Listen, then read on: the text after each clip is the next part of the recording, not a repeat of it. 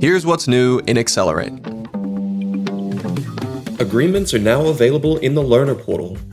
This gives your learners access to all of their past and pending documents to sign in one central location. We have made improvements to assessment permissions to provide more consistency for assessment marking and better control over what actions your assessors can take. These changes help complement the new assessment enrollment view to create a more streamlined assessor experience. You can now bulk download workshop certificates, making it easier to export and share certificates across other systems. Check out our Help and Support Center to read our full release notes for this month.